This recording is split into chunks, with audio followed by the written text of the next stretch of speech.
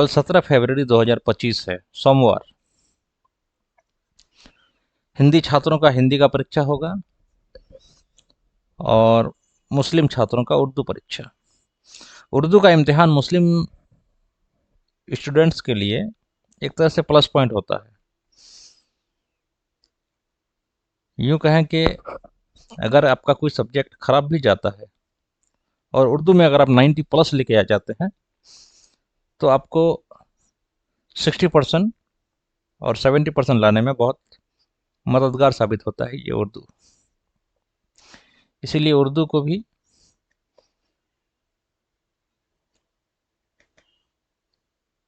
अच्छे से प्रिपेयर करना बहुत ज़रूरी है।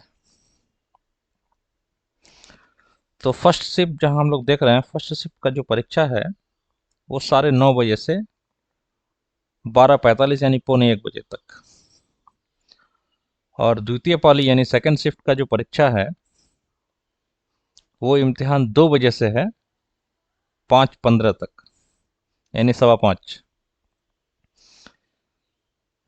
पौने 1 बजे से पहला सिटिंग खत्म होगा, उसके सवा घंटा बाद यानी कि लंच के बाद आपका दूसरा सिटिंग शुरू होगा। –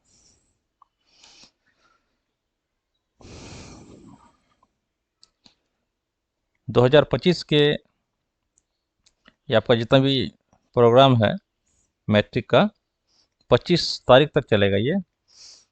इसके लिए चैनल को सब्सक्राइब कर लें ताकि आने वाले एग्जाम से रिलेटेड आपको क्वेश्चन, इंपॉर्टेंट क्वेश्चन मिलता रहे। जहां हम लोग देख रहे हैं 18 तारीख को गणित का परीक्षा है, यानी कि मैथमेटिक्स, जिसको स्टूडेंट पहाड़ समझते हैं। उसका वीडियो भी आपको बहुत जल्द मिलने वाला है, जो कि प्रीवियस क्वेश्चन से रिलेटेड होगा और बहुत हेल्पफुल होगा। आने वाले 24 घंटे में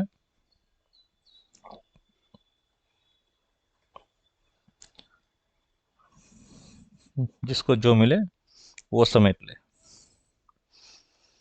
उसके बाद हम लोग देख रहे हैं 19 फरवरी को हिंदी है, यानी उर्दू भाषी बच्चों का जो हिंदी होता है, और 22 फरवरी को सोशल साइंस यानी कि सामाजिक विज्ञान है। 21 फरवरी को विज्ञान है और 22 फरवरी को इंग्लिश है। और ऐच्छिक विषय जिन छात्रों का है उसका इम्तिहान 24 फरवरी को होगा। 24 को भी है, 25 को भी है। 25 को व्यावसायिक ऐच्छिक विषय। तो चलिए वीडियो को लंबा ना करते हुए हम लोग उर्दू की तैयारी की तरफ चलते हैं।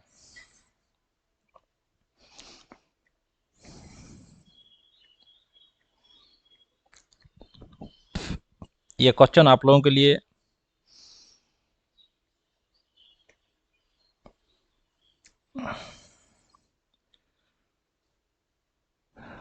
जहाँ तक मुझे लगता है बहुत हेल्पफुल साबित होने वाला है। आप लोग इस पर ध्यान मत दें। ये उस टाइम का क्वेश्चन का मॉडल था, यानी 3-4 साल पहले का। सवाल वही है, सिलेबस वही है, क्वेश्चन का मॉडल बदला हुआ है सिर्फ। अभी तो 100 ऑब्जेक्टिव आते हैं, उस समय भी इतना ऑब्जेक्टिव नहीं था, लेकिन उन्हीं सवालों को बार बार दोहराया जाता है। ये आपको जहन में रखना है। तो चलिए हम लोग शुरुआत करते हैं। उर्दू जो कि 3 घंटा 15 मिनट का आपको समय दिया जाता है, 100 नंबर का फुल मार्क्स होता है। इसमें जो सब्जेक्ट ऑब्जेक्टिव है MCQ, उसका भी आंसर आपको बताया जाएगा, और साथ में जो आपका 2 नंबरिया या 5 नंबरिया जो सवाल आता है, खत लिखना, मजमून लिखना वगैरह वगैरह, उसको भी आपको लिख के दिखाया जाएगा कि कैसे लिखना है, आंसर सही से कैसे देना है, ताकि नंबर पूरा का पूरा आ जाए। तो हम लोग शुरू करते हैं। पहला सवाल, अगर आप लोग को जवाब मालूम हो तो कमेंट बॉक्स में पहले से ही लिख सकते हैं, और अगर कोई जवाब गलत भी हो जाए, आपको लगे, हालांकि गलत का तो कोई गुंजाइश है नहीं, लेकिन अगर आपको लगे तो आप कमेंट बॉक्स में कमेंट कर सकते हैं, जवाब दिया जाएगा। आपके स्क्रीन पर आप पहला सवाल देख सकते हैं, शबनम कमाली कहाँ पैदा हुए? आप लोगों ने किताब में जरूर पढ़ा होगा शबनम कमाली के बारे में। वो कहाँ पैदा हुए थे? अलिफ पटना में, बी पोखरिया सीतामढ़ी में, जीम दिल्ली, या दाल लखनऊ?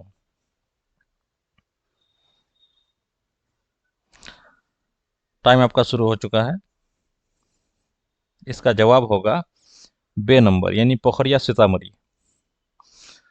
पोखरिया सीतामढ़ी आप जवाब को निश्चिंत होकर लिख सकते हैं, और आप किताब से भी इसको मिला सकते हैं। अगर हम लोग दूसरे नंबर की बात करें, परवेज शाहिदी कब पैदा हुए? 1912 ईस्वी में, 1811, 1910 या 1810? तो इसका जवाब होगा दोस्तों 1910। 1910 इसका सही जवाब है। बात करते हैं हम लोग नंबर 3 का। चकबस्त का पूरा नाम क्या है? पंडित ब्रिज नारायण, पंडित नारायण अहमद फिराज, या दिलीप नारायण?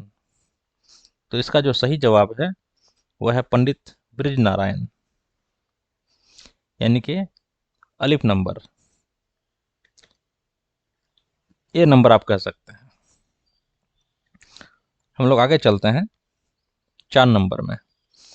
गालिब ने मर्सिया किसके लिए लिखा था? ये सब एमसीक्यू है, ऑब्जेक्टिव सवाल है, जिसका आने का चांस बहुत ज़्यादा है। गालिब ने मर्सिया किसके लिए लिखा था? अपनी बीवी की मौत पर, अपने करीबी रिश्तेदार की मौत पर, अपने दोस्त की मौत पर, या इनमें से कोई नहीं? तो इसका सही जवाब होगा अपने करीबी रिश्तेदार के मौत पर, बे नंबर। अगला सवाल, सलाम मछली वाले का ताल्लुक किस शहर से है? फिर से सुनिए सवाल, सलाम मछली वाले का ताल्लुक किस शहर से है? आगरा, दिल्ली, मछली शहर जौनपुर, या कोलकाता? तो इसका सही जवाब होगा जिम नंबर, यानी कि सी, मछली शहर जौनपुर। अब हम लोग सवाल 2 के तरफ चलते हैं। कौसैन में दिए गए मुनासिब अल्फाज से खाली जगहों को भरें।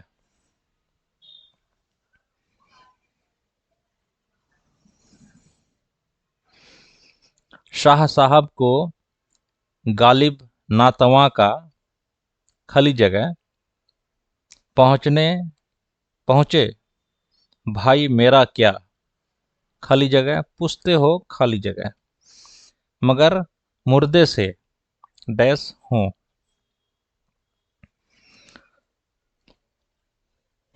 इसको आप लिख सकते हैं, शाह साहब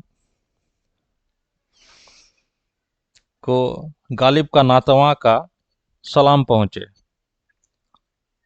यानी यहां सलाम।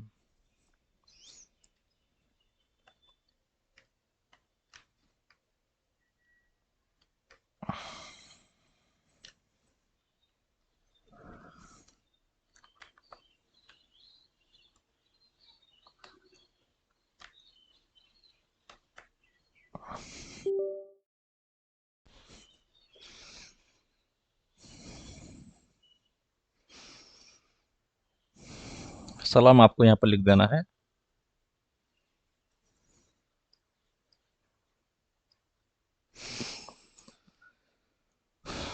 शाह साहब को गालिब नातवा का सलाम पहुंचे,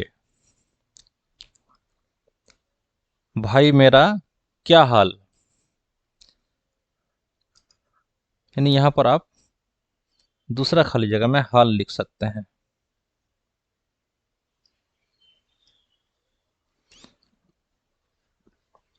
भाई मेरा क्या हाल पूछते हो। जिंदा हूँ।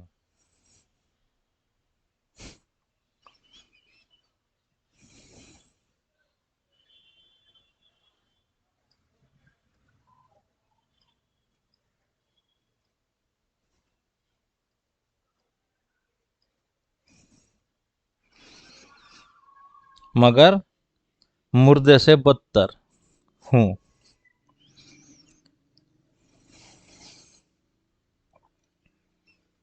मुर्दे से बदतर।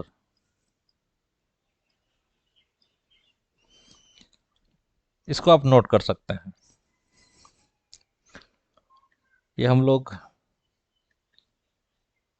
आप वीडियो को रोक के पॉज करके 100 लिख सकते हैं और हम लोग दूसरे पेज की तरफ चलते हैं।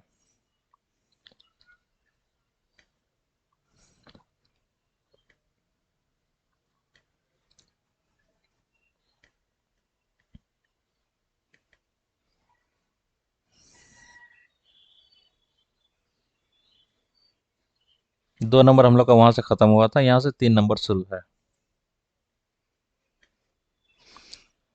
जेल के अफसानों में से एक का खुलासा अपनी जबान में लिखिए।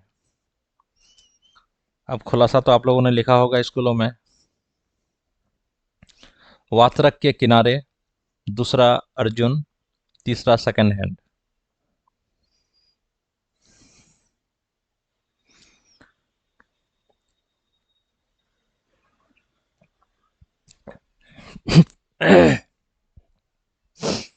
अर्जुन एक बंगला अफसाना है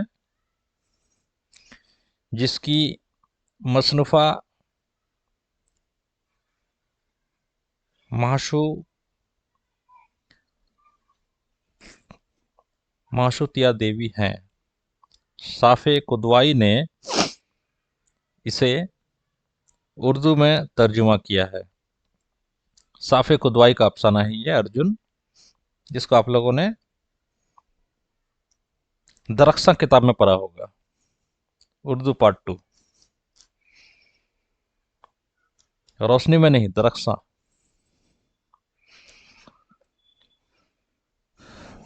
अब हम लोग आगे बढ़ते हैं।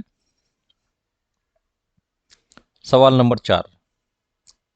सिफत की तारीफ करें और मिसाल देकर समझाएं। ये कवायद से लिया गया सवाल है।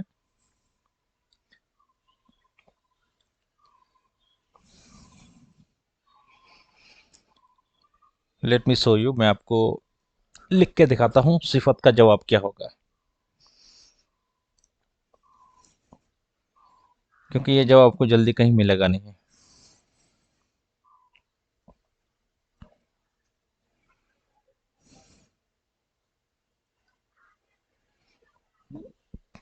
ये रफ है। सवाल नंबर 4 आपने देख लिया, सिफत। और हम लोग सिफत के बारे में लिख रहे हैं।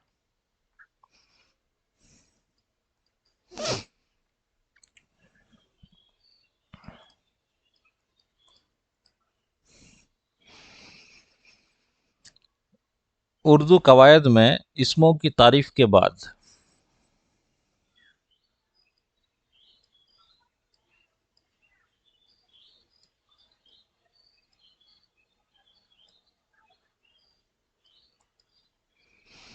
उर्दू कवायद में इसमों की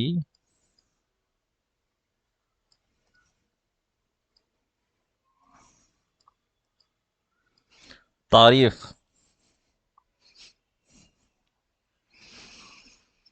के बाद अहम तरीन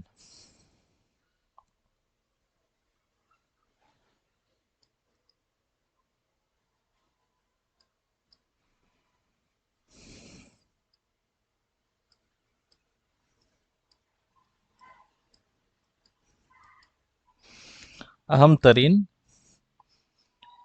रुकन सिफत है।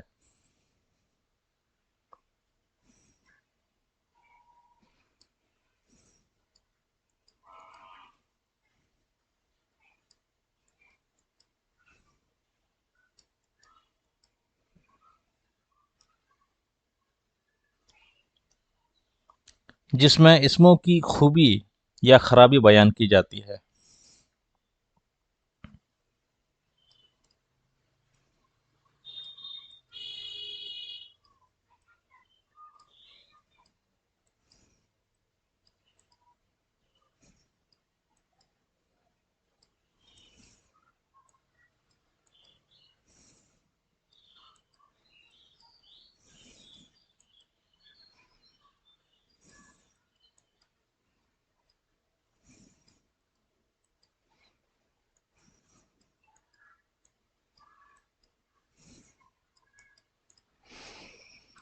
जिसमें इसमों की खूबी या खराबी बयान की जाती है, इसे सिफत कहते हैं।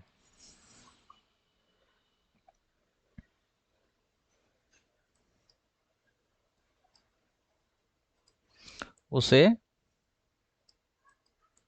सिफत कहते हैं।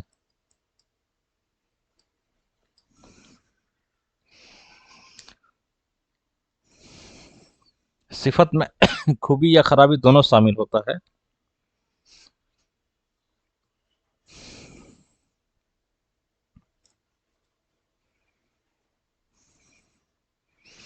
मसलन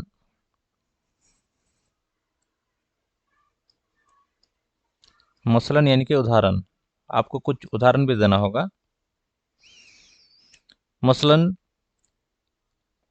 अहमद एक अच्छा लड़का है।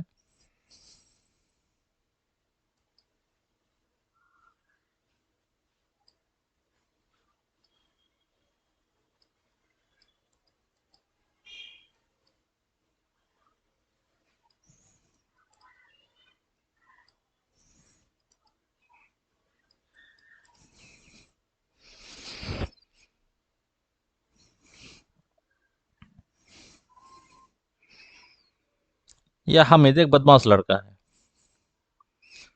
दोनों जुमला में ही अच्छा और बदमाश दोनों की सिफत का बयान किया गया है, जिसे हम तारीफ भी कर सकते हैं या बुराई भी कर सकते हैं। ये सब इंसान के सिफत को बयान करता है, यानी उसके किरदार को बयान करता है। इस तरह से आप सिफत का जवाब दे सकते हैं। अब हम लोग फिर चलते हैं वापस अपने स्क्रीन पर।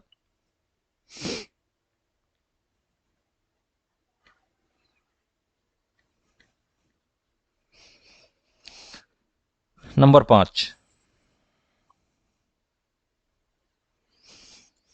4 नंबर मैंने आप लोगों को लिख के दिखा दिया सिफत के बारे में। आप वीडियो को पॉज करके वहाँ लिख सकते हैं। नंबर 5 में क्या है? मंदरजा झेल अल्फाज में से किसी 5 के माने लिखें।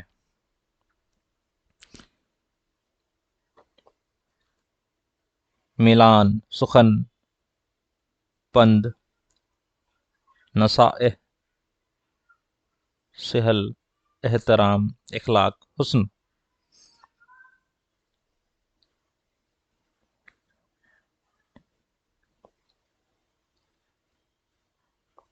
यहाँ 8 अल्फाज है। इनमें से किसी 5 का आपको माना लिखना है। जैसे मिलान। मिलान का मतलब होता है झुकाव। जैसे सुखन। सुखन का मतलब होता है बात, यानी बोलना। पंद का मतलब होता है नसीहत। नसाएह का मतलब होता है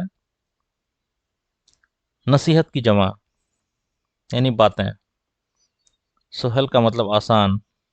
एहतराम का मतलब इज्जत। हुस्न का मतलब खूबी।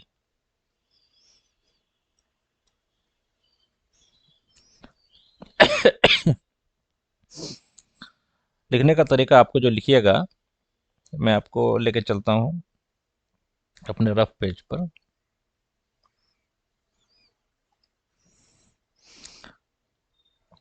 कि आपको 5 नंबर का जवाब किस तरह देना है।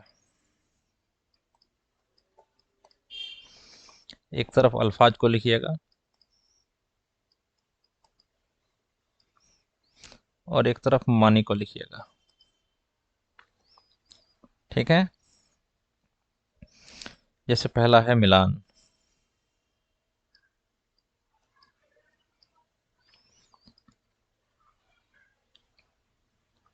इसका मतलब होता है झुकाव। जैसे सुखन।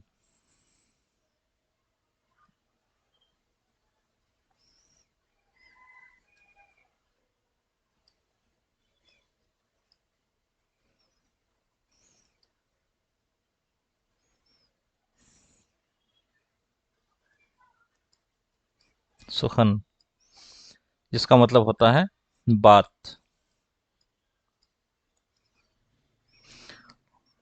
अगर हम तीसरे की बात करें, जैसे हुस्न।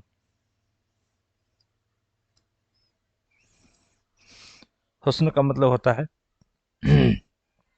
खूबी। जैसे एहतराम।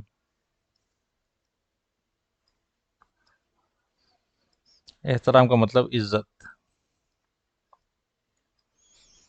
इस तरह आपको लिखना है सजा के। ठीक है दोस्तों,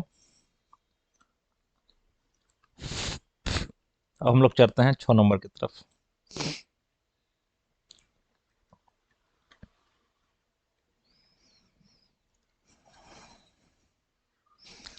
5 नंबर मैंने आपको बता दिया हल कैसे करना है।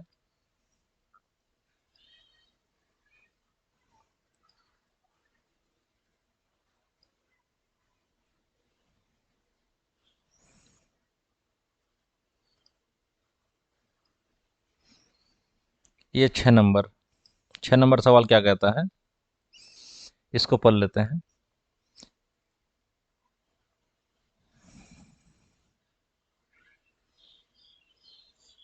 दर्ज जेल में किसी 5 अल्फाज का जमा बनाइए।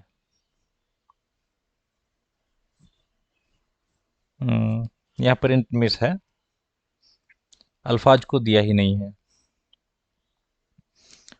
यानी इस तरह से जो है आपको 8 या 10 अल्फाज मिलेंगे, उनमें से किसी 5 का आपको जमा बना के दिखाना है।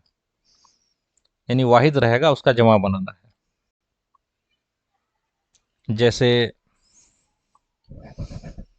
किताब। किताब का कुतुब। जैसे मस्जिद। मस्जिद का मसाजिद। जैसे गरीब। गरीब का गुरबा। इस तरह आपको जमा बनाना होगा। अब हम लोग सवाल नंबर 7 की तरफ चलते हैं।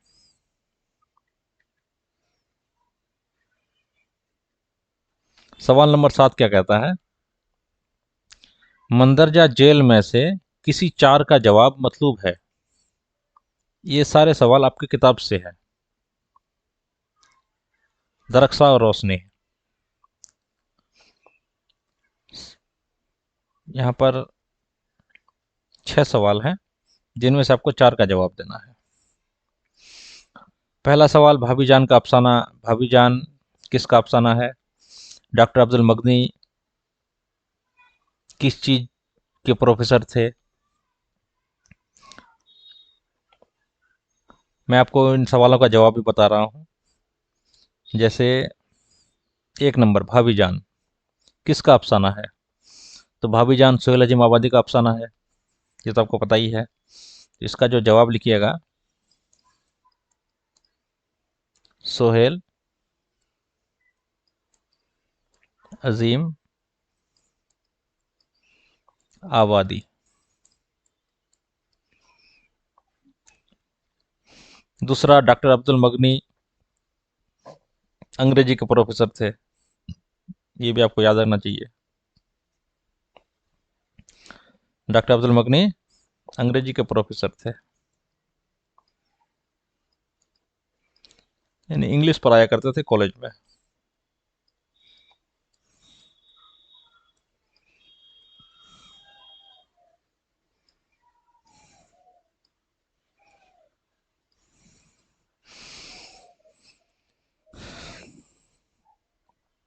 ठीक, अब हम लोग 3 नंबर की तरफ चलते हैं। भाभी जान अफसाना में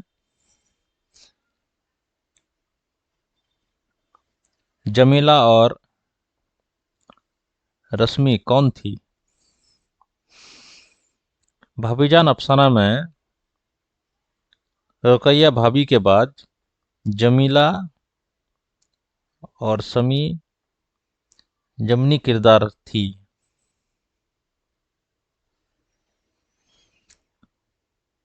अब बात करते हैं नंबर 4 का। हमीदा ने पूछा, खुदा क्या है और इबादत क्या? यह सवाल किससे पूछा गया था? हमीदा ने खुदा के बारे में सवाल अपनी माँ फहमीदा से किया था। किससे किया था? अपनी माँ से। 5 नंबर सवाल का हम लोग बात करते हैं। तो सैयद मोहसिन के 2 अफसानों के नाम लिखिए। सैयद मोहसिन के 2 अफसानों के नाम फिरार और अनोखी मुस्कुराहट है। नंबर 6, अफसाना आशियाना के मुसन्निफ कौन है? ये भी आपको कल ऑब्जेक्टिव में आ सकते हैं, एमसीक्यू में। अफसाना आशियाना के मुसन्निफ निगार अजीम है, ये आपको याद रखना है। अब हम लोग चलते हैं 8 नंबर की तरफ। ये सभी ऑब्जेक्टिव से ही रिलेटेड सवाल हैं। 1 नंबर या 8 नंबर की बात करें तो दर्ज झेल सवालों में से किसी 2 का जवाब दीजिए। पहला है, नजीर अहमद का कौन सा नावल निसाब में शामिल है? नजीर अहमद का नावल तौबातुन नुसूह, आपने पढ़ा होगा, तौबातुन नुसूह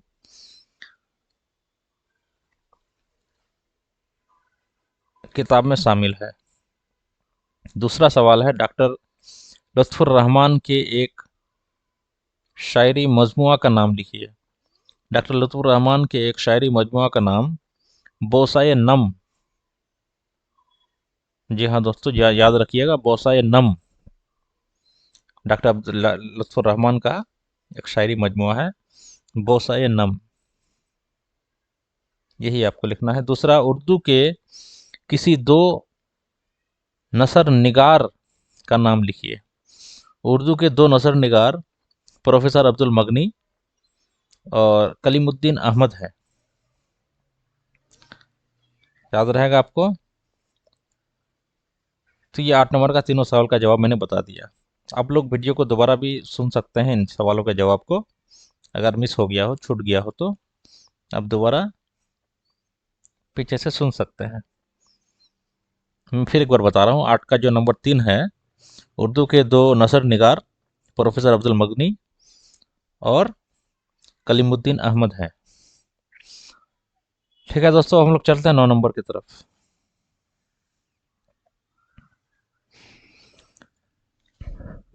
देखिए, वीडियो बनाने में बड़ा मेहनत लगा है, तो बराए मेहरबानी एक बार लाइक कर दें और अपने दोस्तों को भी शेयर कर दें, ताकि वो भी कल के एग्जाम के लिए अच्छी तैयारी कर सके।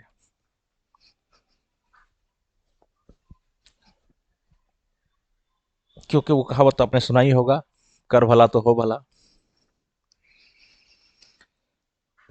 तो सिर्फ हम लोग अपना भला ही नहीं सोचना है।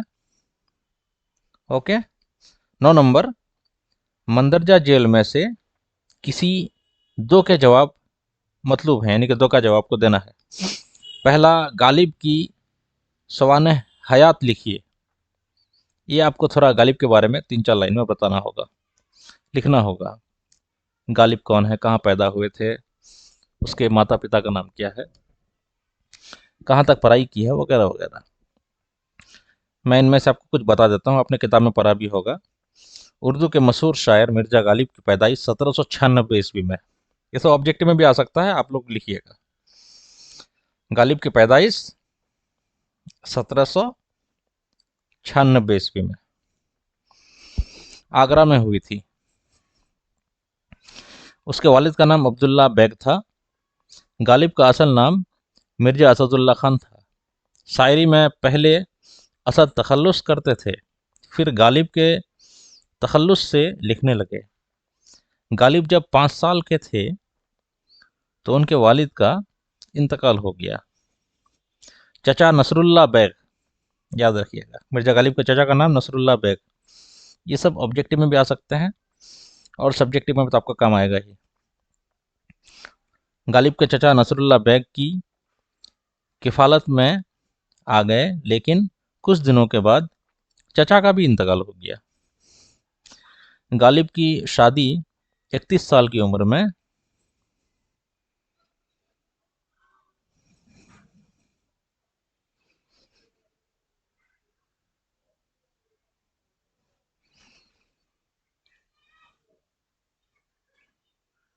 जस्ट सेकंड,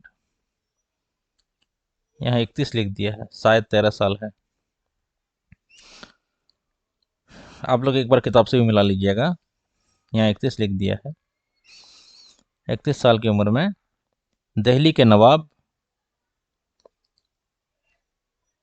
लोहारू की बेटी उमराव बैग से हुई। शादी के बाद मिर्जा गालिब ने दिल्ली में सुकूनत इख्तियार कर ली और मिर्जा नौशा के नाम से मशहूर हुए। गालिब की वफ़ात यानी कि गालिब का इंतकाल 1869 ईस्वी में हुआ। ये डेट भी आपको याद रखना है। ये सब डेट आपका लॉन्ग क्वेश्चन, शॉर्ट क्वेश्चन और एमसीक्यू सब में काम आएगा। गालिब का जो इंतकाल हुआ था वो हुआ था 1869 में। ये इंतकाल याद रखिएगा, और ये उसका पैदाइश।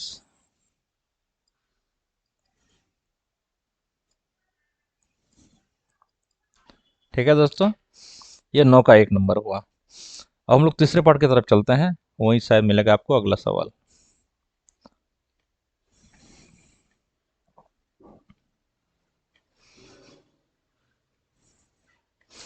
आप लोग बस ये सोच के रहिएगा कि इम्तिहान का ये आखिरी लम्हा है।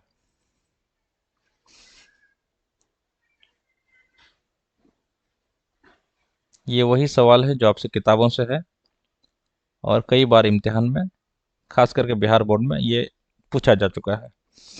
तो 9 का दूसरा सवाल हम देखते हैं, समुद्री बर्फ पिघलने से दुनिया को क्या नुकसान होगा। ये भी आपकी किताब से है। समुद्री बर्फ के पिघलने से दुनिया को बड़े बड़े नुकसानात से दो चार होना पड़ सकता है। जैसे समुद्री बर्फ पिघलने से समंदर की सतह बहुत बुलंद हो जाएगी, समंदर के दरमियान में बड़े बड़े जजीरे डूब जाएंगे, समंदर के साहिल पर आबाद बड़े बड़े शहर भी जेरे आब हो जाएंगे। जेरे आब यानी बर्बाद हो जाएंगे। ये उर्दू लफ्ज़ है जिसका नतीजा जानो माल का भारी नुकसान होगा। कोलकाता और मुंबई जैसे शहर को भी गर्क होने का खतरा बढ़ जाएगा। तीसरा सवाल, निदा फाजली उर्दू के जदीद शायर हैं या कदीम। तो इसका जवाब है दोस्तों, निदा फाजली उर्दू के जदीद शायर हैं जिनका उसी साल मुंबई में इंतकाल हो गया। वह बुनियादी तौर पर गज़ल के शायर हैं और असरी मसाइल को अपनी शायरी का मौजू बनाया है। वह बुनियादी तौर पर फिल्मों के लिए लिखते थे, लेकिन उन्होंने इस मसरूफियत को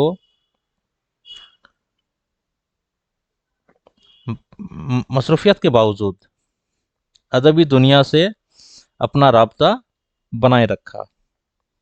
यह निदा फाजली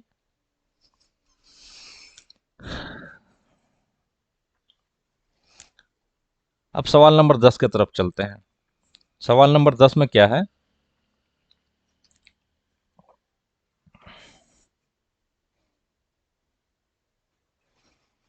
जस्ट सेकेंड।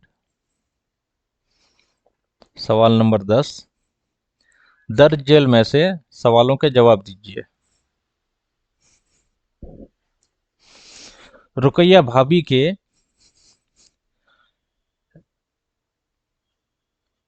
एसार व हमदर्द, एसार व हमदर्दी पर 10 जुमले लिखिए।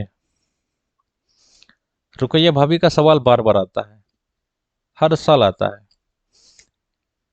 इसी क्वेश्चन में रुकैया भाभी का 3 बार सवाल पूछा गया है, और आपने रुकैया भाभी को किताब में पढ़ा भी होगा। मैं एक बार आपको रुकैया भाभी के बारे में कुछ बताता हूँ, आप लोग को याद रखना है। रुकैया भाभी सोहेल अजीम आबादी के अफसाना भाभी जान की मरकजी किरदार है। पूरी कहानी में रुकैया भाभी महूर नजर आती है और कहानी के बकिया झेली किरदार उन्हीं के गिर्द पेश में गर्दिश करते हैं। जहाँ तक एसार व हमदर्दी जैसे आला इखलाकी कदरों की बात है, तो इस मामले में रुकैया भाभी एसार व हमदर्दी की जिंदा मुजस्समा थी।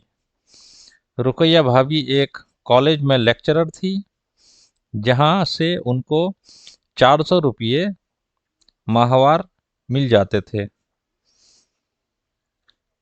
ये है रुकैया भाभी, एक कॉलेज में लेक्चरर थी वो। इतना आपको याद रखना है, ये आपका ऑब्जेक्टिव में भी आ सकता है।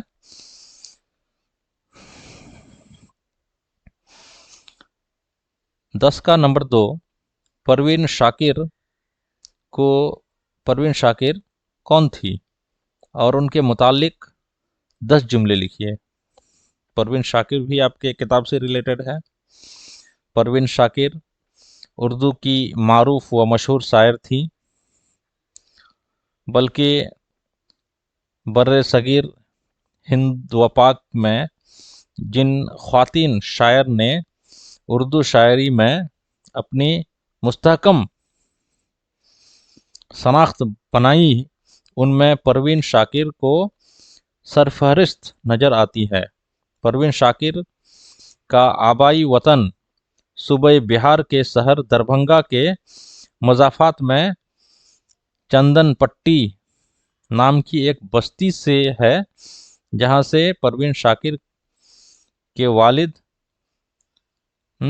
तकसीम मालिक के वक्त हिजरत करके मगरबी पाकिस्तान चले गए।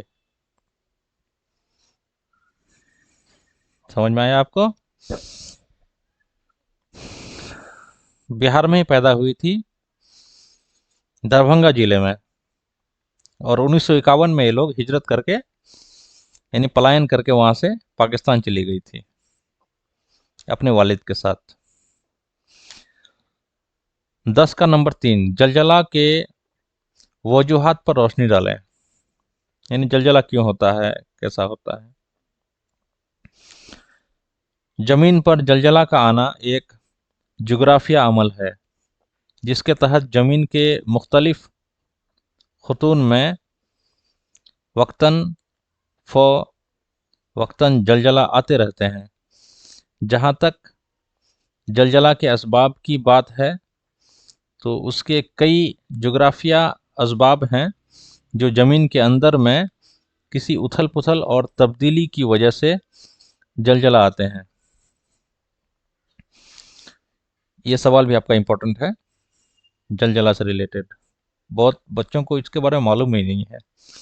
परवीन शाकिर, रुकैया भाभी, ये तो किताब में पढ़ा ही है। सवाल नंबर 11, अल्फाज में से किसी 5 का जिद लिखिए। यानी कि उल्टा लिखना है आपको। जैसा हम लोग अभी कुछ देर पहले वाहिद जमा बना के दिखाए थे आपको, लफ्ज़ और उसका मानी, उसी तरह आपको एक तरफ वाहिद अल्फाज लिखना है, एक तरफ उसका जिद बनाना है। जैसे ऊंचा, बड़ा, नेक, खूबसूरत, आसमान, शब, अजला, मुमकिन, ये सब का आपको जिद बनाना है। ठीक है दोस्तों, यह है 11 नंबर का सवाल। जैसे ऊंचा का जिद नीचा, बुरा का अच्छा, नेक का बद, खूबसूरत का बदसूरत, आसमान का जमीन, इसी तरह आपको लिख के लिखना है। ताकि आपको पूरा 5 नंबर आ सके। लेट मी राइट, मैं आपको एक बार लिख के दिखा देता हूँ। रफ में चलते हैं। ये सब आपने लिख लिया है।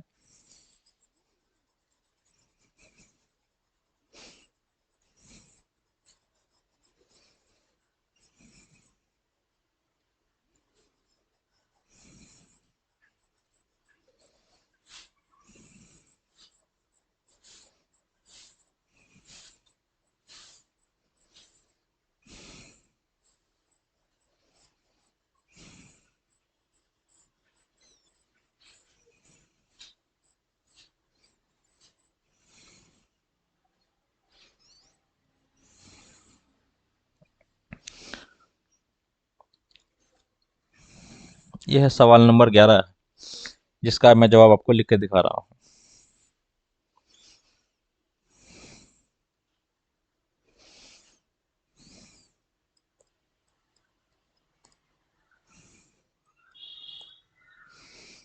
एक तरफ अल्फाज लिखिए और एक तरफ उसका जिद बनाइए।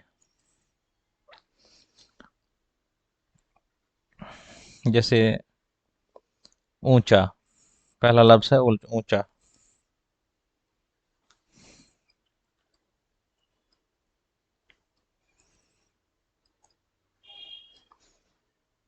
इसका जिद आप बना सकते हैं नीचा।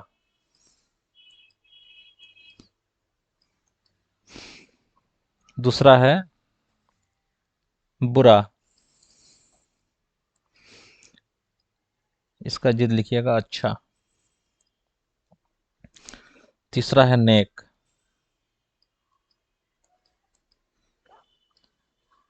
इसका लिखिएगा बद।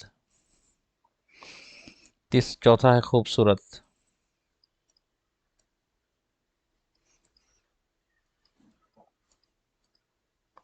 जिसका आपको लिखना है बदसूरत।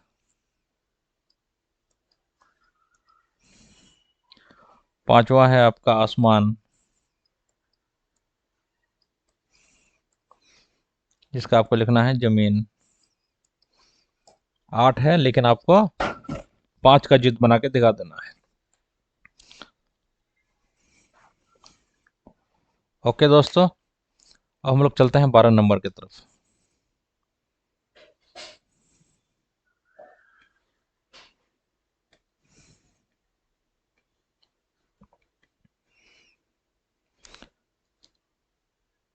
ये सब कवायद से रिलेटेड है। दर्जल में से किसी 5 का जिन्स बताइए।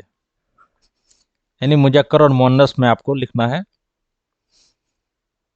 आग, दही, पानी, फुर्सत, दस्त, दरिया, इज्जत। ये सब का आपको जिन्स लिखना है कि ये सब मुजक्कर है या मुअन्नस है, जिसको हिंदी में कहते हैं स्त्रीलिंग या पुल्लिंग। लेट मी राइट, मैं आपको लिख के दिखा रहा हूँ। रफ में चलते हैं।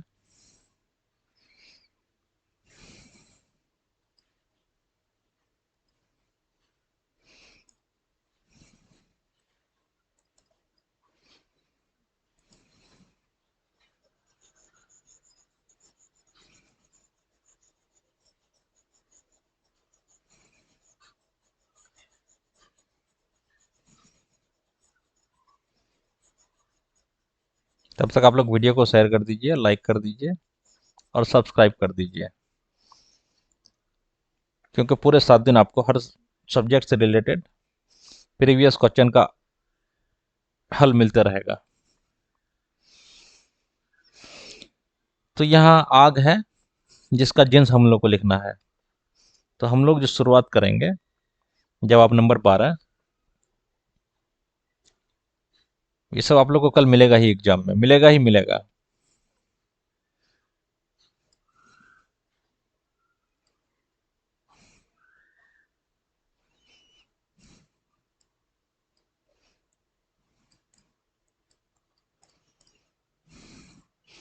एक तरफ अल्फाज लिखिए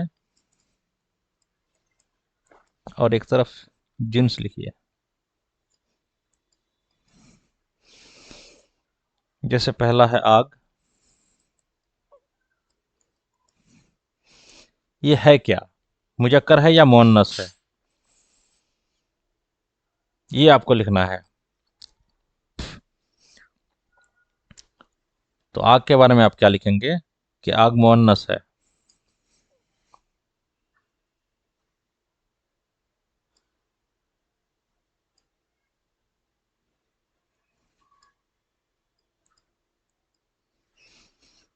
अब अगला है दही। दही मुजक्किर है।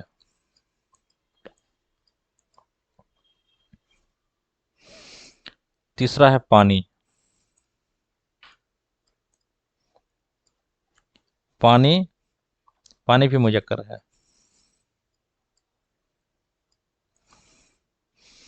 चौथा है आपका फुर्सत।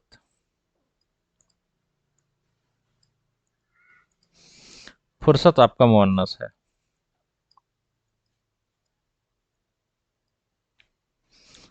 पांचवा है आपका दस्त है, दरिया है, इज्जत है। आप तीनों में से किसी एक का दे सकते हैं। जैसे इज्जत, इज्जत मुअन्नस है।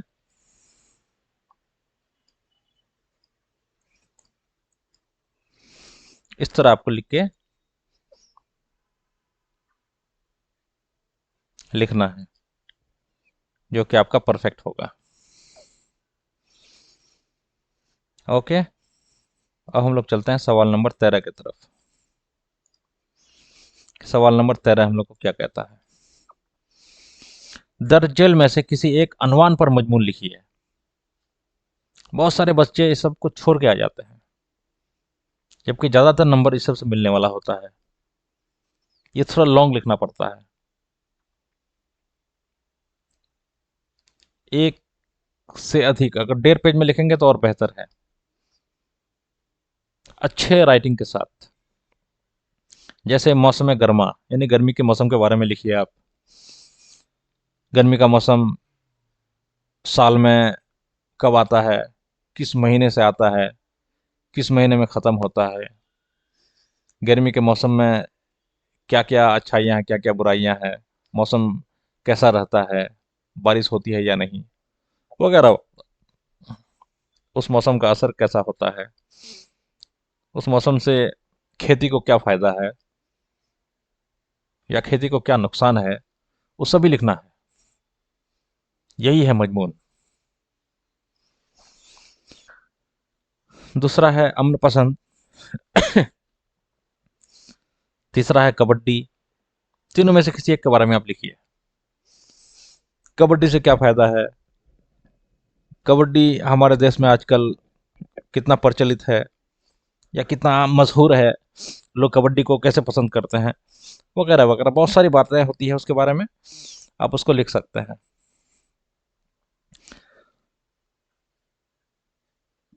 जैसे मैं आपको मौसम गर्मा के बारे में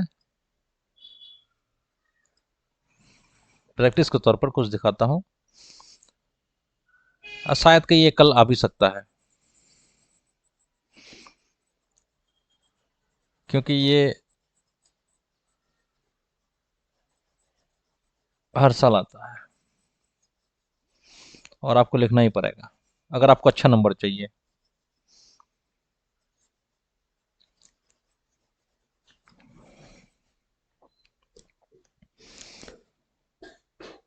जवाब नंबर 13।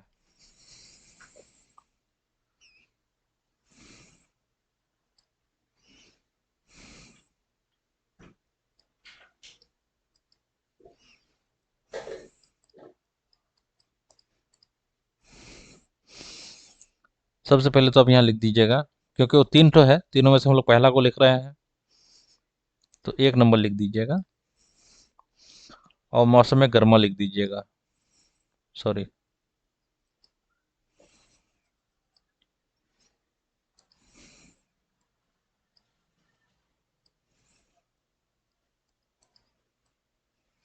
यानी गर्मी के मौसम के बारे में हम लोग को लिखना है। ठीक है दोस्तों, शुरू कैसे करना है? जैसे हिंदुस्तान के चंद मौसमों में से एक मौसम गर्मा भी है।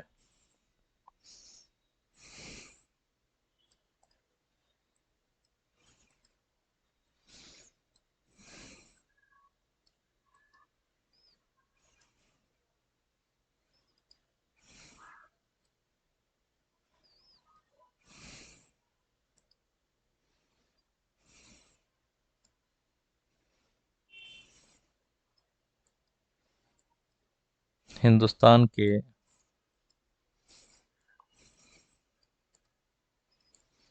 चंद मौसमों में से एक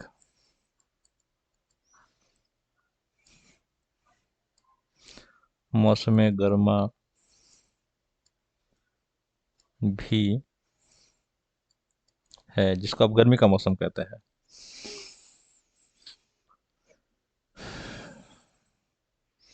जो मौसम जो मौसम में सरमा के बाद आता है।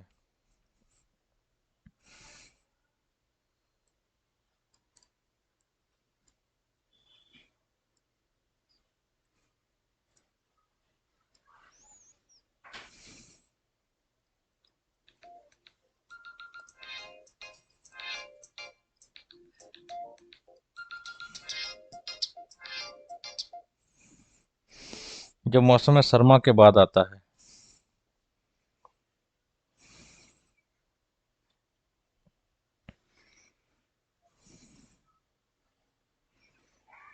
मौसम गर्मा को आम सलाह में गर्मी का मौसम भी कहते हैं। यह मौसम अप्रैल माह में शुरू होकर आमतौर पर जून माह में मानसूनी हवा की बारिश तक रहता है।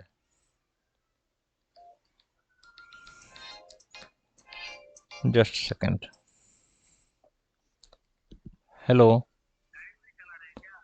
नहीं नहीं, हम थोड़ा यहाँ क्लास कर रहे हैं, बोलिए।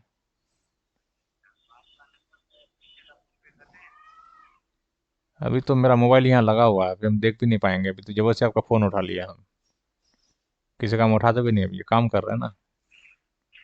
आइए मैं। हाँ, भेज दीजिए भेज दीजिए। हाँ ठीक।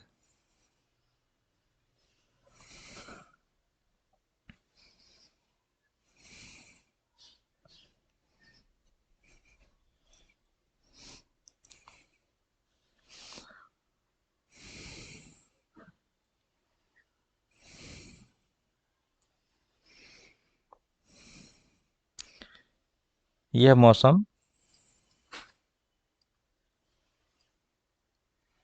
अप्रैल माह से शुरू होकर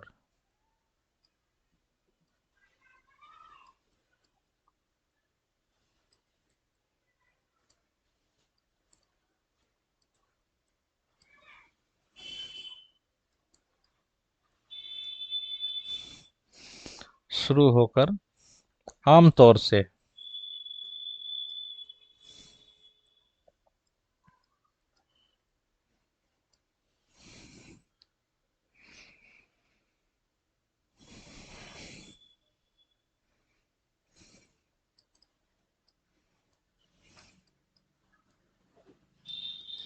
जून माह में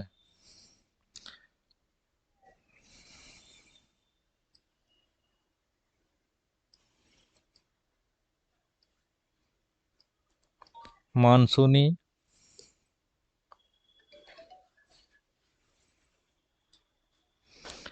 हवा की बारिश तक रहता है।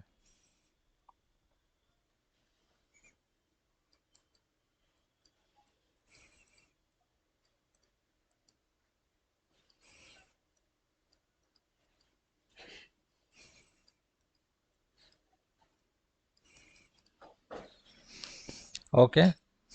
इस तरह से आपको लिखते रहना होगा। अगर हम लिखेंगे इसको पूरा तो वीडियो बहुत लॉन्ग लॉन्ग हो जाएगा। आपको पूरा लिखना है, आपको छोड़ना नहीं है, पूरा लिखना है। ठीक है,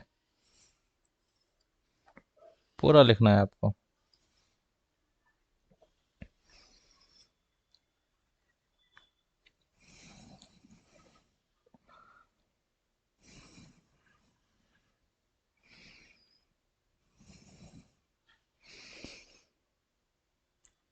और लास्ट में लिख दीजिएगा, कुदरत की एक मेहरबानी इस मौसम में यह होती है कि इस मौसम में ज़्यादातर ठंडे फल आ जाते हैं, इसलिए गर्मी की तकलीफ में ठंडे और मीठे फल खाने को मिल जाता है। ये इस मौसम की खासियत है। ठीक है दोस्तों, ओके। अब हम लोग चलते हैं अगले सवाल की तरफ। हम लोग का अगला सवाल है सवाल नंबर 14। जेल में खाना अलीफ से खाना बे का मुनासिब जोर मिलाइए, यानी मिलान करना है आपको। आप सवाल को देख सकते हैं, किसको किससे मिलाना है। अलीफ में इंडिया गेट, बिजली का खंबा, खरा डिनर, हम नौजवान हैं, जहर इश्क, ये सारे आपके किताब से है। मजमून का कुछ मजमून से है, कुछ नजम से है। एक तरफ इन सब का मजमून निगार का नाम, यानी कि राइटर का नाम है, लेखक का नाम है, जो कि आपको मिलाना है। इंडिया गेट किसने लिखा है, बिजली का खंबा किसने लिखा है, खरा डिनर किसने लिखा है, हम नौजवान हैं को किसने ये किया है, जहर इश्क किसका लिखा हुआ है, ये सब आपको मिलान करना है। मिलान करने के लिए आपको पहले इसको अपने कॉपी में उतारना है, फिर आपको मिलाना है। जो सही है उसको सही की जगह टिक लगाना है। ठीक है दोस्तों, जैसे इंडिया गेट को जगन्नाथ आजाद ने लिखा है, ठीक है। तो अगर हम बात करें इंडिया गेट का, तो हम लोग जा रहे हैं जगन्नाथ आजाद के पास, ठीक है। तो आप जो आंसर में लिखिएगा, तो इन जगन्नाथ आजाद को यहाँ लिख दीजिएगा, इसके सामने। सैयद मोहम्मद जाफरी को वहाँ से हटा दीजिएगा, क्योंकि सैयद मोहम्मद जाफरी जो है खरा डिनर को लिखा है। तो ये जो खरा डिनर है यहाँ पर इसको लेके आ जाइएगा, क्योंकि ये इसका लेखक है। ठीक है दोस्तों, इस तरह आपको मिलाना है। जैसे बिजली का खंबा, बिजली का खंबा को निज़ा फाजली ने लिखा है, तो ये बिजली का खंबा है, ये निज़ा फाजली है। निज़ा फाजली को आप बिजली का खंबा के यहाँ लिख दीजिएगा, शौक लखनवी को वहाँ से हटा दीजिएगा, क्योंकि शौक लखनवी जहर इश्क का है। ये जो जहर इश्क आपको दिखाई दे रहा है ना, इसका राइटर है शौक लखनवी। ठीक है, उसके बाद आपका बचा कौन, हम नौजवान हैं। हम नौजवान हैं परवेज शाहिदी, क्योंकि लास्ट में बचा वही है, यह है परवेज शाहिदी।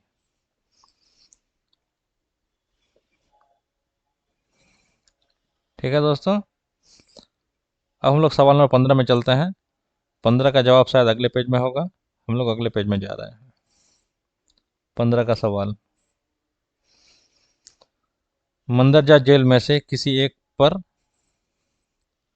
मरासला लिखें। तो किसी एक पर लिखना है, कौन सा एक है वो, उसके लिए हम लोग अगला पेज में चलते हैं, पेज नंबर 4।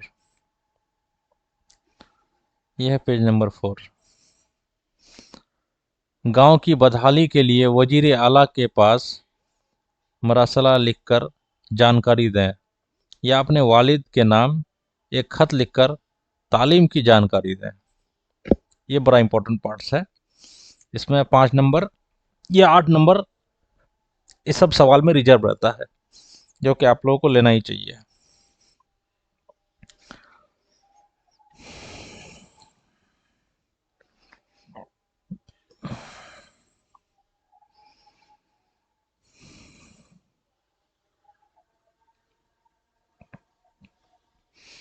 जैसे वालिद साहब का खत,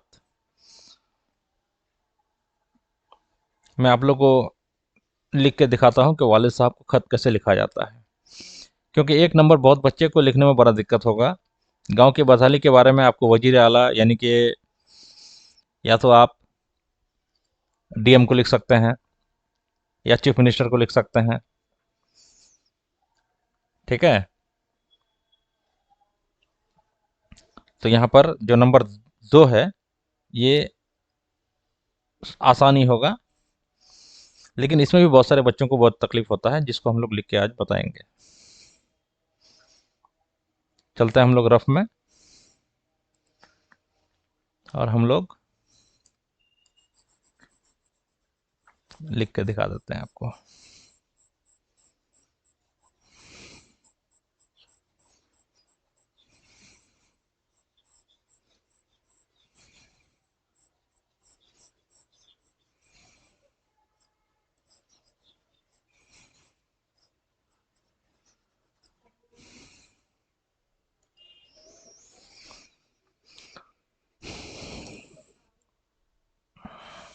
जो कि सवाल नंबर 15 है। 15 का 2 नंबर, वालिद के नाम खत लिखना है। सवाल नंबर 15 का जवाब 2 नंबर हम लोग को देना है, जिसमें के खत है वालिद के नाम।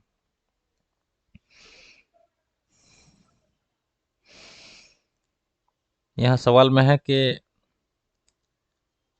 अपनी पढ़ाई के बारे में बताना है अपने वालिद को कि आप कैसा पढ़ रहे हैं, आपका इम्तिहान का तैयारी कैसा चल रहा है। यहाँ पर आप लिख सकते हैं,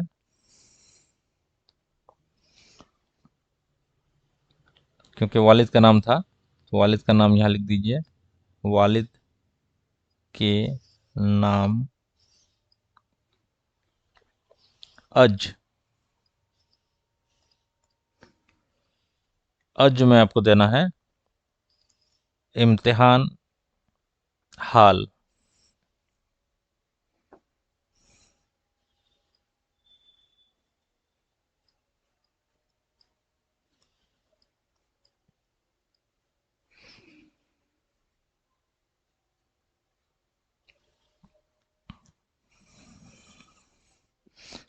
फिर आपको यहाँ लिखना है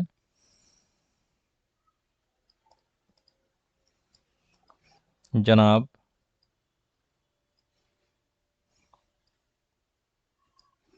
वालिद साहब। पैराग्राफ चेंज करके थोड़ा नीचे आके लिखिएगा, अस्सलामु अलैकुम। आपको अपने फादर को सलाम कर देना है,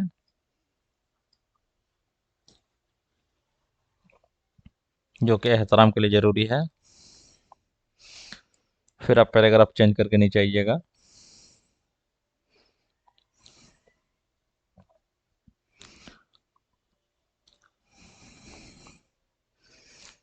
मैं यहाँ, यानी कि आप हॉस्टल से लिख रहे हैं, खुदा के फजल से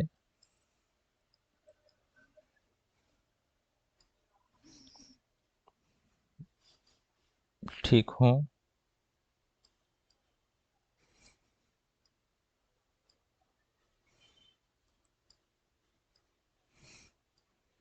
और उम्मीद करता हूँ अगर कोई लड़की है तो यहाँ करती हूँ लिखेगी। उम्मीद करता हूँ कि आप भी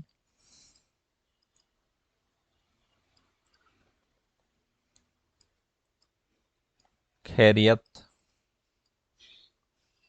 से होंगे। ये हो गया आपका खबर खैरियत। फिर आपको आगे मजमून लिखना है। लिखना ज़रूरी यह है कि आप अपने पढ़ाई के बारे, एजुकेशन के बारे में लिखिए, पढ़ाई कैसा चल रहा है आपका। ठीक है दोस्तों, यहाँ से थोड़ा सा पैराग्राफ चेंज कीजिएगा।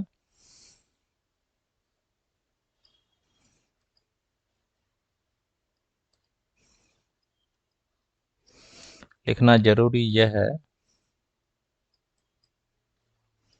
कि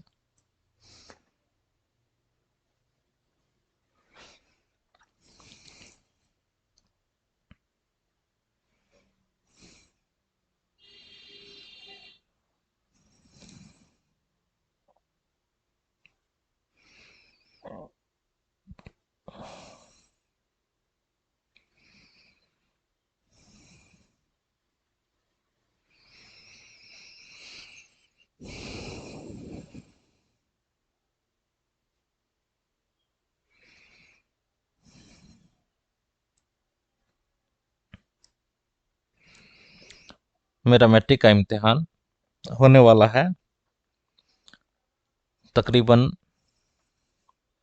तमाम मज़ामीन की तैयारी हो चुकी है।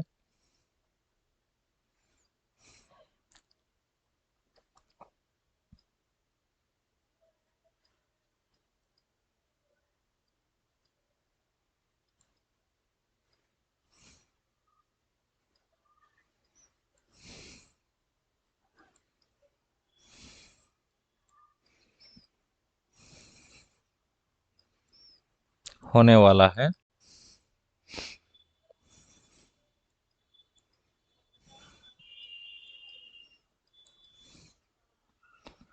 तकरीबन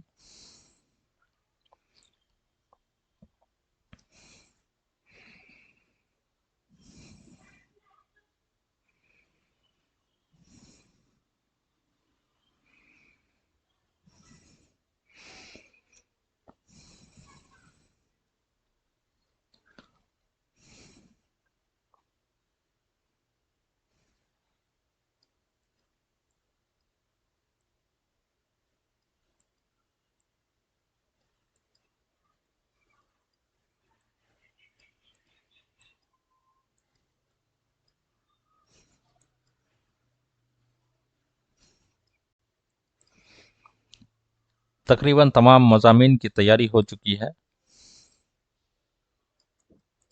मज़ामीन आप यूँ कहिए कि सब्जेक्ट्स को कहते हैं।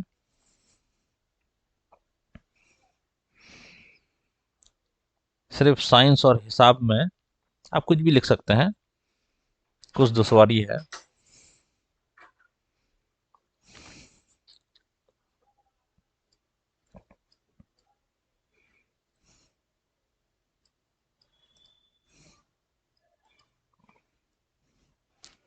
सिर्फ हिसाब में कुछ दुश्वारी है, यानी कि कुछ कमी है आपका, या आप अपने पिता से, अपने वालिद से बोल रहे हैं, और लास्ट में उससे आपको दुआ का रिक्वेस्ट करना है और घर में छोटे बड़ों को सलाम पेश करना है, बस। और क्या, इससे आपको खत यहीं से ख़त्म कर देना है। ठीक है दोस्तों, आपको लिखना है और लास्ट में आपको लिख देना है आपका लखते जिगर या प्यारा बेटा, जो लिखिएगा। और यहाँ आप अपना नाम लिख दीजिएगा। ठीक है दोस्तों, ये है खत अपने वालिद के नाम। अब हम लोग आगे बढ़ते हैं सवाल नंबर 16 की तरफ। सवाल नंबर 16 क्या कहता है आपको? ये सारे सवाल आपको कल देखने को मिलेंगे या इससे रिलेटेड, तो ये सब का हल आपको वो सब का जवाब देने में मदद करेगा। इसीलिए ये सबको आपको बारीकी से समझ लेना है। अगर आपको उर्दू में अच्छे नंबर लाना है, मंदरजा जेल अशार में से किसी एक शेर की तसरी करें। नज़म और गज़ल तो आपने किताब में पढ़ा ही होगा, उन्हीं में से कुछ है जिसका आपको तसरी करना है। 3 शेर दिया हुआ है। नंबर 1 में है, रंग आसान है, पहचान लिए जाते हैं, देखने से कहीं खुशबू का पता चलता है। दूसरा है, बारिश होती है तो फूलों के तन चाक हो गए, मौसम के हाथ भीग के सफाक हो गए। तीसरा है, बस्तियां चांद सितारों की बसाने वालों, करह अर्ज पे बुझते चले जाते हैं चिराग। तो इनमें से किसी एक का भी मान लिया आपको लिखना है। मैं आपको बता रहा हूं कैसे लिखना है। आपको बता रहा हूं मैं कि कैसे लिखना है आपको। ओके दोस्तों,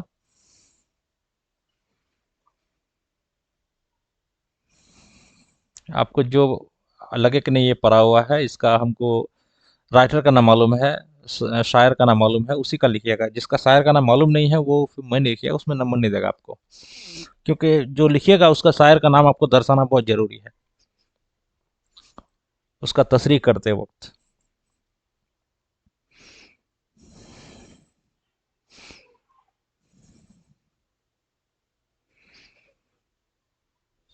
जैसे मैं आपको लिख के दिखाता हूँ। पहला वाला जो है, पेशे नज़र रंग आसान है पहचान लिए जाते हैं, ये इरफान सिद्दीकी का है। इरफान सिद्दीकी का है। दूसरा है परवीन शाकिर का। तीसरा जो है वो अहमद फिराज का है, चिराग वाला। बस्तियां चांद सितारों की बसाने वालों, करह अर्ज पे बुझते चले जाते हैं चिराग, ये अहमद फिराज का है। लिखने का तरीका मैं आपको बता रहा हूँ। हम लोग फिर चलते हैं रफ में।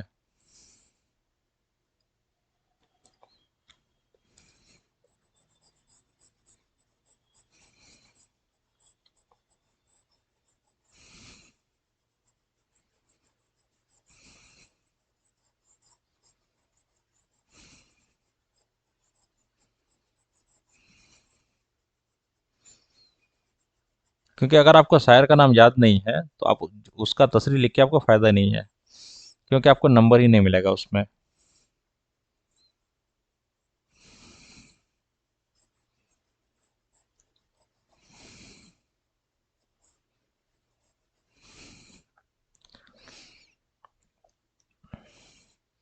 ये आपका सवाल है 16 नंबर। 16 का मैं तीसरा आपको लिख के दिखा रहा हूँ, अहमद फिराज का वो चिराग वाला। तो आप लिखिएगा 16 नंबर। 16 का जवाब।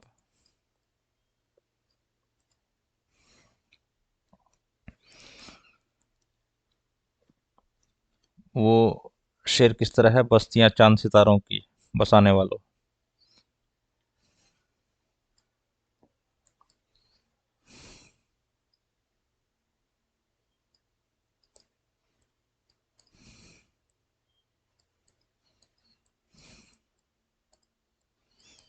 लिख के वो डैश दे दीजिएगा। इसका आपको मतलब तसरीह करना है। तो यहाँ तसरीह लिख दीजिएगा। ठीक है दोस्तों, और फिर आप आगे बढ़िएगा। तो यहाँ आपको जो शुरू ही करना है ना, शायर का नाम से शुरू करना है। इसीलिए मैं कह रहा था जो जिस शायर का नाम आपको पता नहीं है वो लिखना बेकार है। आपको लिखना है जेरे नज़र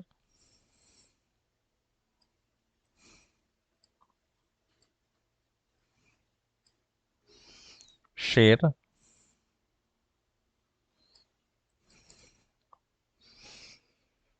अहमद फिराज की शामिल निसाब।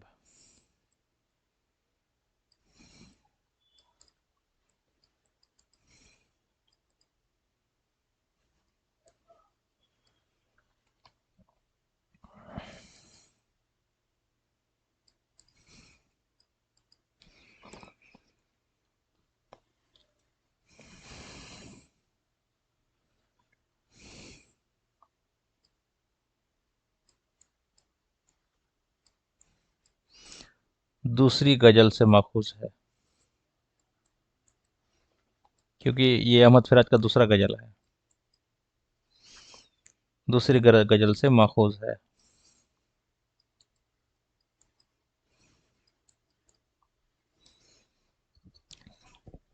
ठीक है, इस तरह आपको तसरीह शुरू करना है। तसरीह का पहला लाइन ही आपका ये होगा।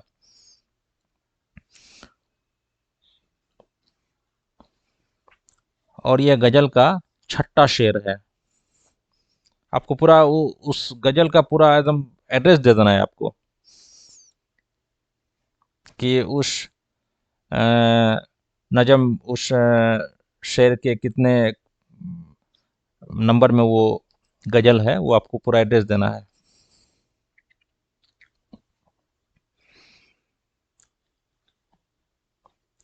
और ये गजल का छठा शेर है।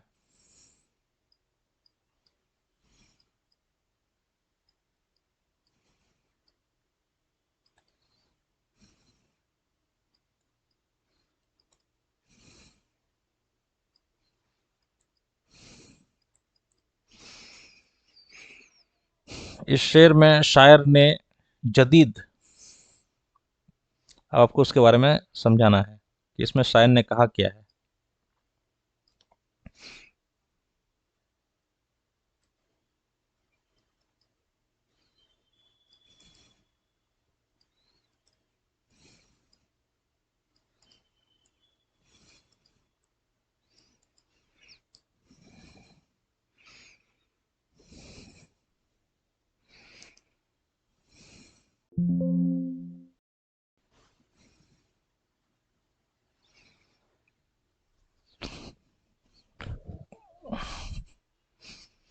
सॉरी,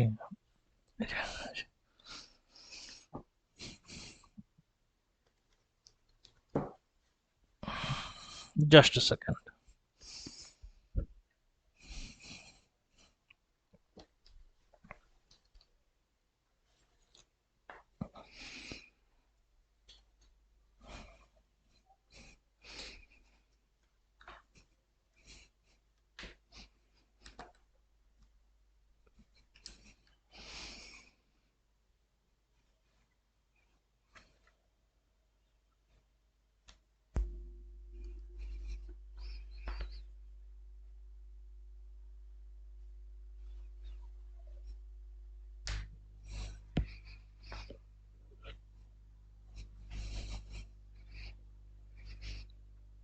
इस शेर में शायर ने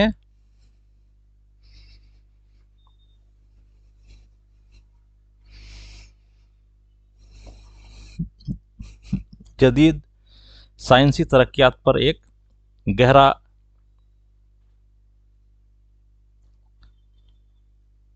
अजतर किया है। चुनांचे शायर साइंसदानों के को मुखालिफ करते हुए कहते हैं कि जो लोग आज चांद पर आबादी बसाने का ख्वाब देख रहे हैं, इतने बुलंद परवाज लोग यह नहीं देखते हैं कि साइंसी तरक्की से इंसानी अखलाकियात कितनी जवाल पजीर हो चुकी है।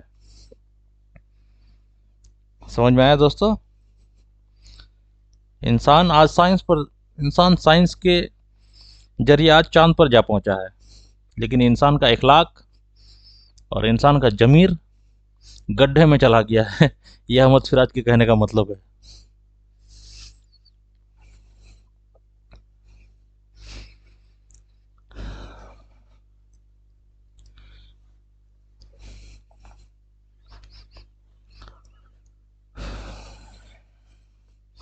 मतलब इंसान में तरक्की आ रहा है लेकिन इंसानियत मर रहा है, ये उसके इस शेर का मतलब है।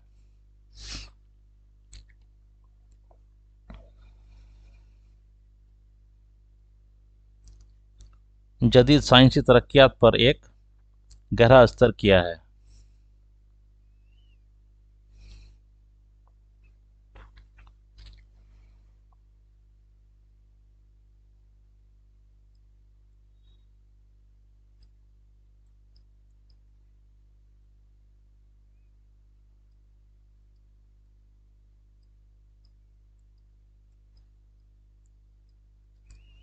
या यूं कहिए कि उंगली उठाया है, उस पर डायरेक्ट उंगली उठा दिया है।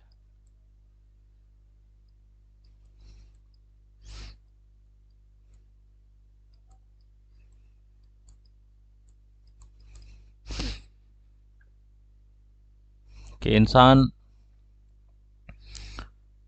कैरेक्टर से नीचे जा रहा है और आप क्यों कहिए कि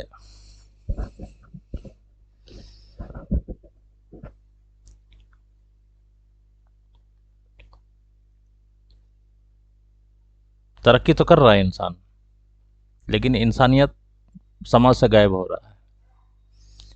यह अहमद फिराज के कहने का मतलब है, जो इस लाइन में वो इसी चीज़ को समझाया है।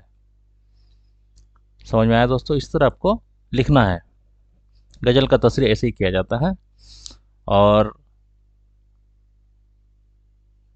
ये इंपॉर्टेंट आपको याद रखना है कि जिसका तसरीह आप कीजिएगा उसके शायर का नाम आपको याद रहना बहुत ज़रूरी है, क्योंकि इसमें सन डेट वो सब तो नहीं लिखना है, लेकिन शायर का नाम बहुत ज़रूरी है। अब हम लोग चलते हैं अगले सवाल की तरफ। इसमें आपको अब और भी कुछ लिखना है, 2 लाइन आप और इसमें बढ़ा सकते हैं, जो कि ज़्यादा अच्छा होगा। अब हम लोग चलते हैं अगले सवाल की तरफ। सवाल नंबर 17। सवाल नंबर 17 क्या कहता है, आप पढ़ सकते हैं स्क्रीन पर। दर्ज जेल में से किसी एक का जवाब दें।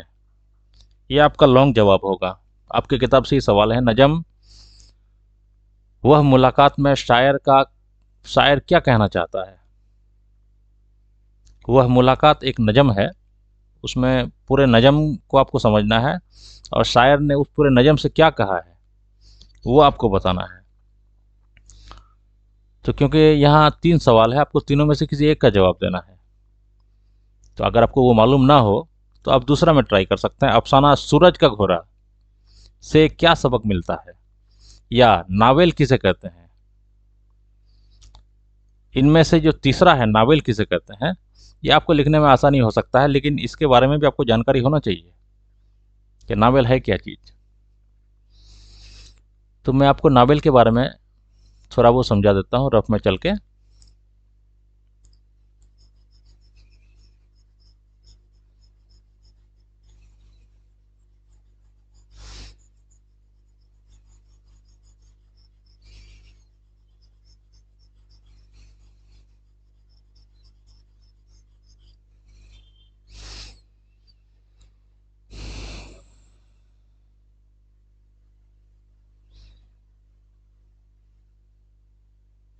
सवाल नंबर 17 का 3।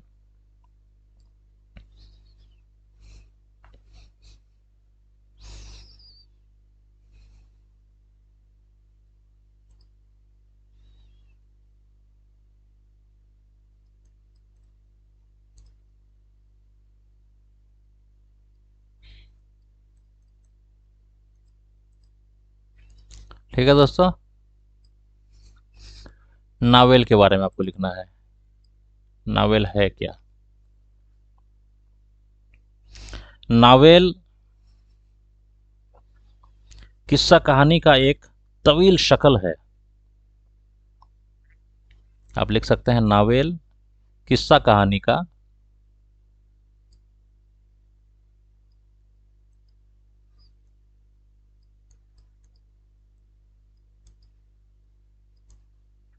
एक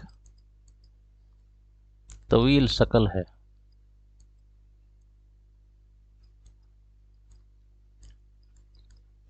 ठीक है दोस्तों, जिसकी वजह से उर्दू नसर में नावेल को खास अहमियत दिया जाता है।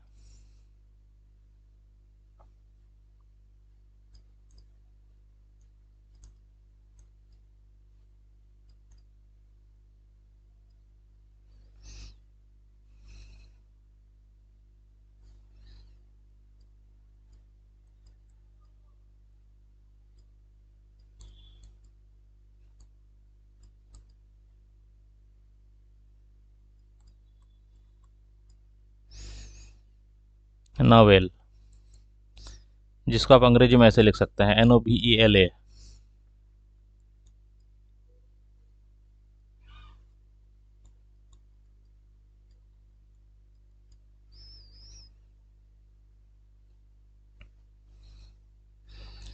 खास अहमियत हासिल है।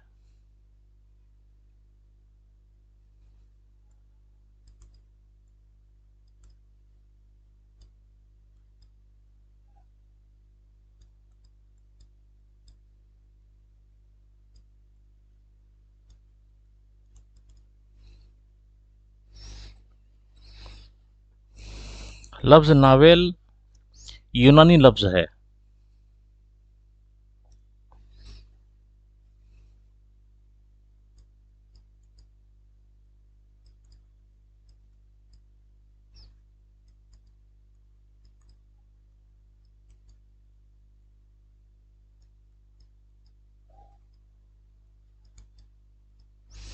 ये एक यूनानी लफ्ज है। ये सब चीज़ आपका ऑब्जेक्टिव में भी आ सकता है।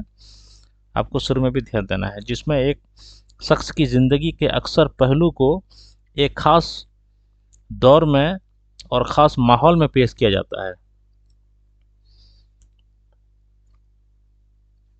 आप समझ रहे हैं? नावल में किसी एक खास, जैसे मान लिए हम महात्मा गांधी का पूरा हिस्ट्री लिख रहे हैं, तो वो एक नावल कहलाएगा।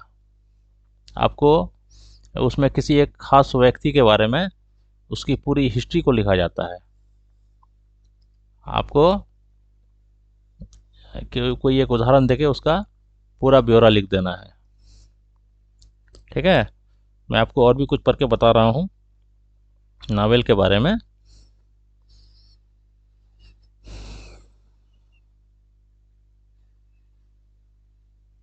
नावल में किसी शख्स की ज़िंदगी के अक्सर पहलू को एक ख़ास दौर में और ख़ास माहौल में पेश किया जाता है, जिसे जमा व मकां के मुताबिक कहते हैं। नावल का फ़न अंग्रेज़ी अदब के तवसत से उर्दू में आया है।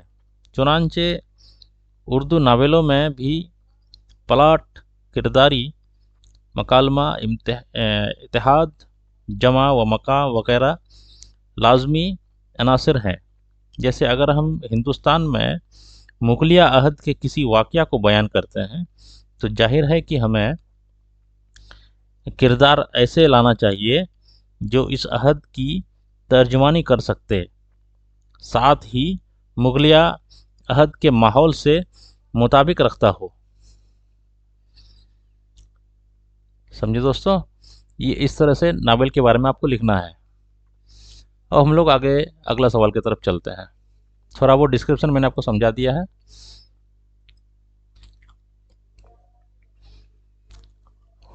क्योंकि वीडियो भी लंबा हो रहा है। अब हम लोग 18 नंबर की तरफ चलते हैं, जो कि लास्ट है। दर्ज जेल में से किसी एक का जवाब मुख्तसर दीजिए। ये सब आपका उर्दू का कल का इम्तिहान के लिए मील का पत्थर साबित होगा।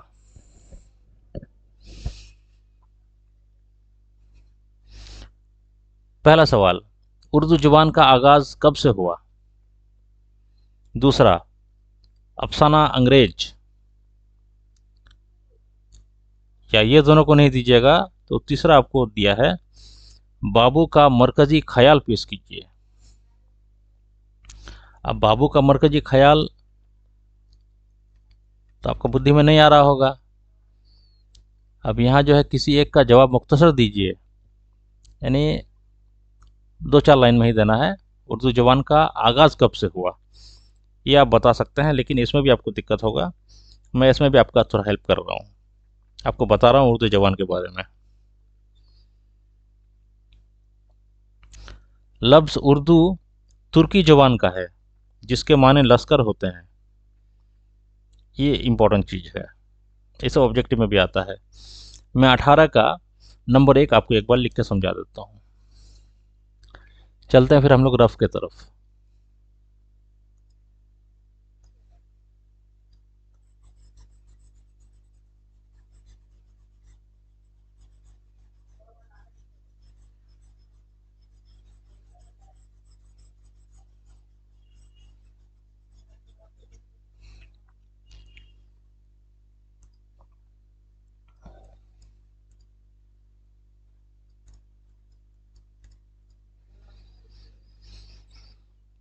उर्दू ज़ुबान का आगाज़।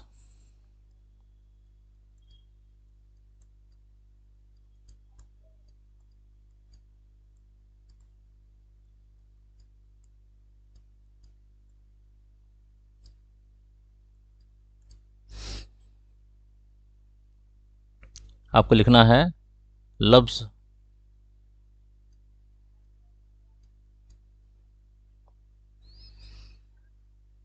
उर्दू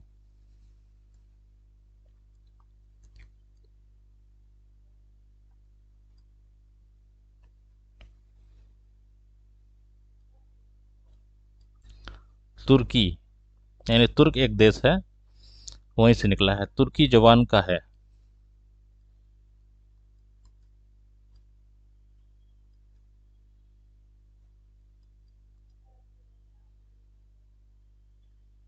जिसके माने लश्कर के होते हैं।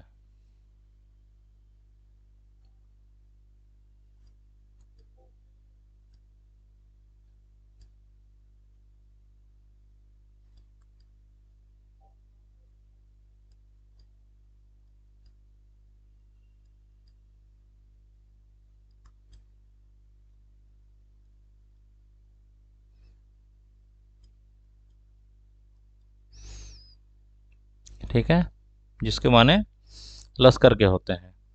उर्दू अपने असल के लिहाज से खरी बोली से निकली है और हिंदुस्तान की मखलूत तहजीब,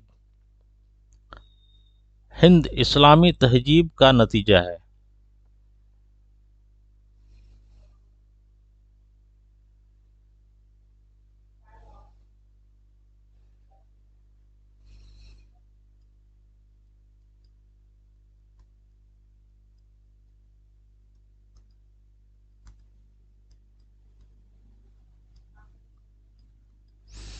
उर्दू अपने असल के लिहाज से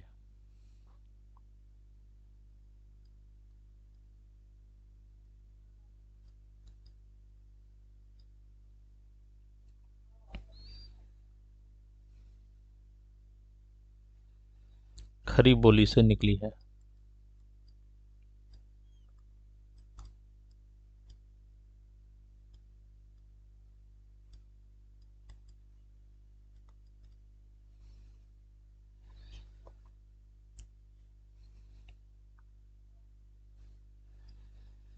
आगे हम और कुछ बता रहे हैं आपको।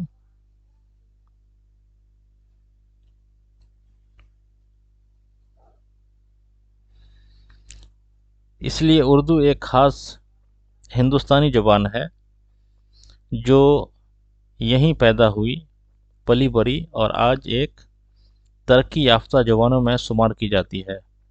चूँकि यह ज़ुबान लश्कर के दरमियान से पैदा हुई है, इसलिए इसका नाम उर्दू हुआ। उर्दू ज़ुबान का पहला शायर मसूद साद सलमान को कहा जाता है। यह नाम आपको याद रखना है, अंडरलाइन करना है।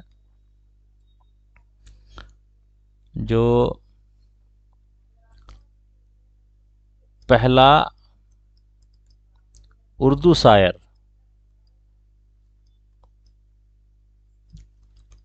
ये इंपॉर्टेंट चीज़ है, पहला उर्दू शायर पूरी दुनिया का, पूरी दुनिया में इससे पहले उर्दू शायर कोई था नहीं, पहला उर्दू शायर मसूद साद सलमान।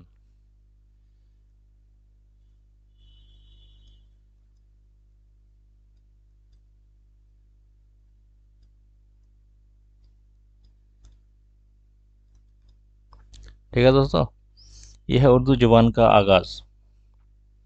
और भी है, हिंदुस्तान में एक ऐसे तरक्की में चला जो मैंने आपको सुना दिया है। आप वीडियो को दोबारा ये करके सुन सकते हैं। वक्त आ गया है विदा लेने का। हम लोग अगले वीडियो में फिर मिलेंगे मैथ के साथ, मैथ के इम्पोर्टेंट सवाल को लेकर, जो कि आपके इम्तिहान के लिए